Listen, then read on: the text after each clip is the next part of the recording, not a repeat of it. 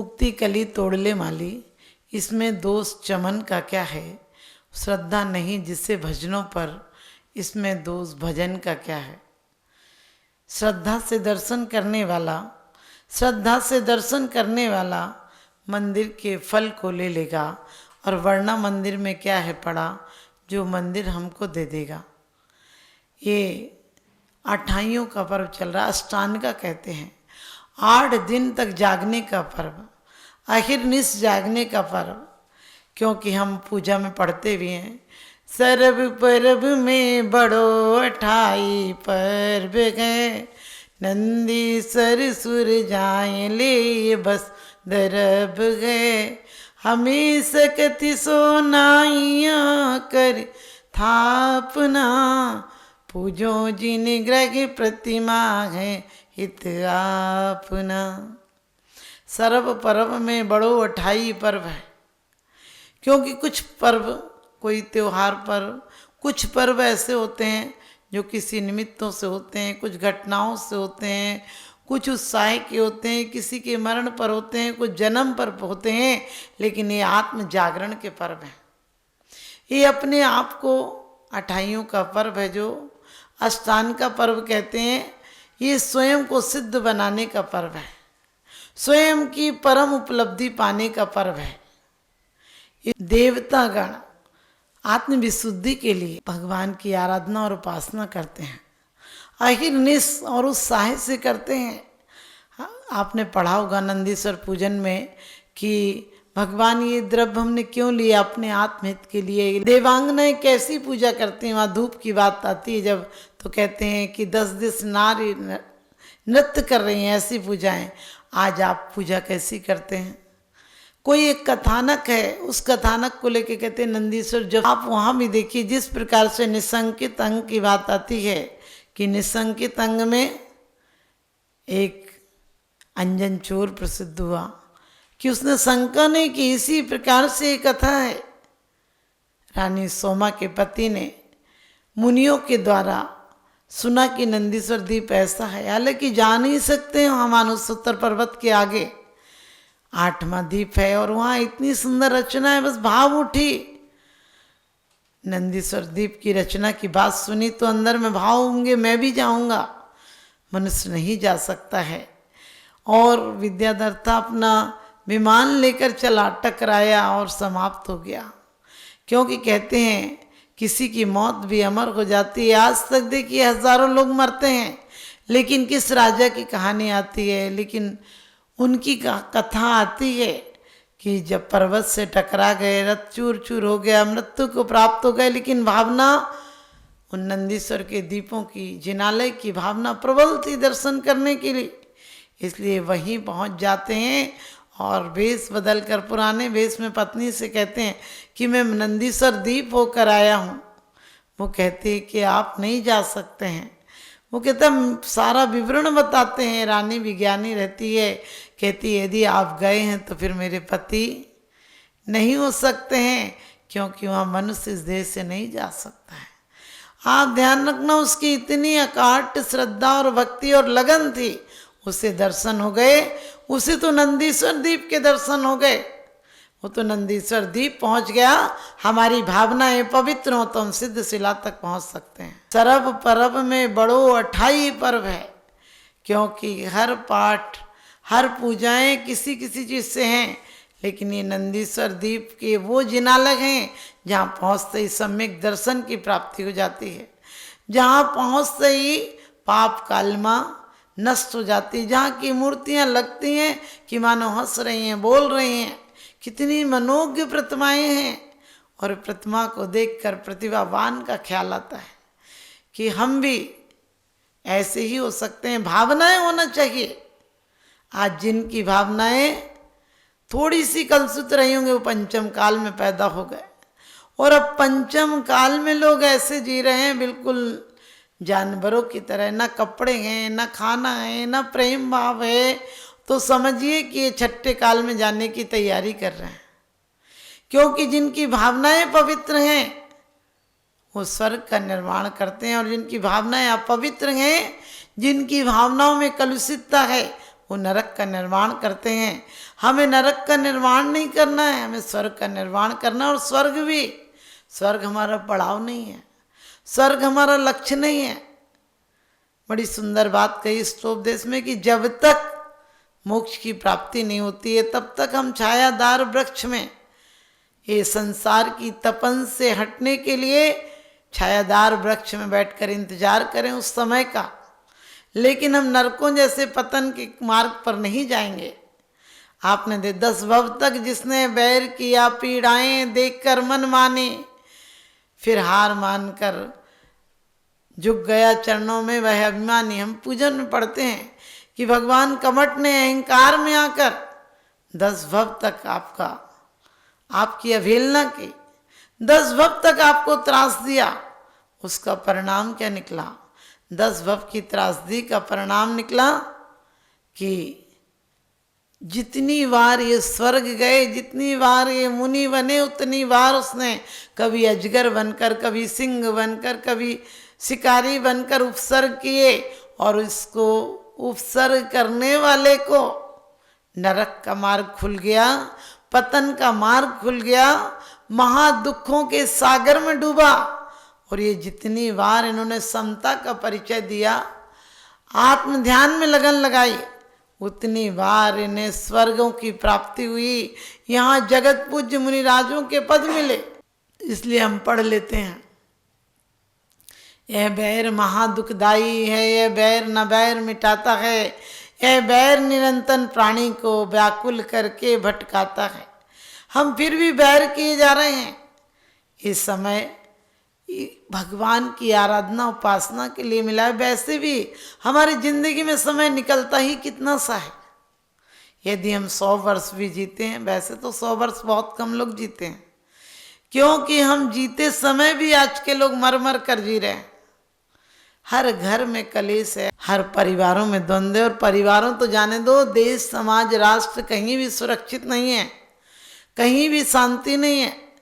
देश के नेता सारी ऊर्जा अपने एक दूसरे पर आरोप प्रत्यारोप पर लगा देते हैं, सारा धन जोड़ जोड़ के बैंकों में रख जाते हैं, चोरी और काला बाजारी खुद सिखाते हैं, मानव कल्याण के बोर्ड लगे होते हैं और मानव हत्याओं के काम चलते हैं। यहाँ भी हमारे जीवन में ऐसा ही है कि हम जीवन में बहुत अच्छे अच्छे यह अर्घ कियो निज हेतु तुमको अर्पित हो, ध्यानत कीनों से विखेत भूमि समर्पित हो। क्या कहते भगवान, ये अर्घ मैंने तुम्हारे लिए नहीं चढ़ाया, तुम्हें अर्घ से क्या लेना देना। न निंदिया नाथ विवांत वैरे, न पूज्यार्थस्तो बीत राग, न निंदिया नाथ विवांत वैरे। भगवान हमारी पूजा आराधना से उन्हें कोई प्रयोजन नहीं है। हम पूजा करें तो वो खुश नहीं होते हैं, और हम उनको गालियां दें तो वो निंदा को प्राप्त होने पर भी, निंदा पाने पर भी उनके अंदर कोई परिवर्तन नहीं आता, क्योंकि उनके अंदर राग द्वेष नष्ट हो चुके, पूर्ण वीतरागता को प्राप्त कर चुके हैं, पीत राग हो चुके हैं। अब राग बीत गया तो द्वेष भी बीत गया। लेकिन फिर भी भगवान की पूजा और उपासना करने वाला जिस प्रकार से आग के पास बैठेगा तो आँच तो लगेगी लगेगी, लेकिन शीतल सरोवर के पास से गुजरे तो कुछ ठंडक सी महसूस होती है। इसी प्रकार से परमात्मा के दरबार में कोई द्रव्य से भी आ जाए, उसे भी बहुत शांति और आनंद की प्राप्ति होती है। लेकिन हम आनंद की प्राप्ति के लिए नहीं जाते, हम स्वार्थ से, अहंकार से, एक दूसरे को पीछा छोड़ने के लिए हम पूजन पाठ भी कर लेते हैं। हमें पूजन और पाठ आराधना ऐसी नहीं करनी है जैसी रावण ने बहुरूपणी विद्या के लिए की थी। बहुरूपणी विद्या के लिए, सिद्धि के लिए उसने क्या किया, ऐसी भक्ति की कि यदि वो उस समय अपनी आत्मोत्थान के लिए कर लेता और आकांक्षा से हट कर लेता, विरोधी को मारने की भावना नहीं होती, तो वास्तव में वो से उसी जन्म में मुक्ति दिला देती है। जैसी प्रीति हराम से ऐसी हरि से होए, चले जाओ बैकुंठ में पला न पकड़े कोई। आदमी जितना तन मन बुद्धि और विवेक और जो कुछ भी है, पूरी शक्ति जीवन की ऊर्जा दूसरों को गिराने में लगा देता है, इतनी ऊर्जा अपने आप को उठाने में लगा दे। अपने आप आत्मोत्थान में लगा दे तो कल्याण हो जाए। लेकिन हम जीवन में कल्याण का मार्ग नहीं खोजते हैं, हम जीवन में पतन का मार्ग खोजते हैं। और इसी के कारण आज तक हमें बहुत दुख सहने पड़े और अभी भी दुखों से निजात नहीं मिलेगी। इस तरह कल्याण नहीं होगा कि मंदिर में आए तो कहने लगे जय जय नाथ परम गुरु होए, बाहर जाके बोई शुरू होए। मंदिर में आते हैं तो कहते हैं जय जय नाथ परम गुरु होए, और कहते हैं भगवान देखे महासुख होए परम सुख होए। ना तो तुम्हारे चेहरे पर खुशी दिखती है, ना हंसी दिखती है, न प्रसन्नता दिखती है, न प्रसन्न भाव दिखता है, वो ही जले भुजे। और कहते हैं कलुषित भाव तुम्हारे चेहरों पर दिखते हैं। ये कैसी पूजा है?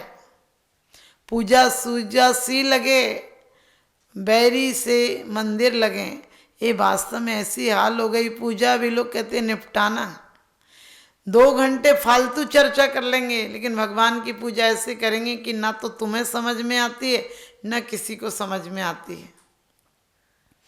खुद ही पढ़ते हो और खुदा समझे ये वाला हाल करते हो, क्योंकि खुद ऐसे पढ़ते हो जिनमें तुम्हारे दिल को कोई बातें नहीं छुपाती हैं। तुम पढ़ते जरूर हो, लेकिन उत्तम अक्षत जिन राज पुंज धरे सोए, तुम जीते अक्ष समाज तुम समवर को है। क्या कह रहे? तुमने इंद्रियों की समाज को जीत लिया, आपने उत्तम अक्षत को प्राप्त कर लिया, शुक्ल ध्यान के माध्यम से परम लक्ष्य को प्राप्त कर लिया। और हमारा ध्यान कैसा चल रहा है?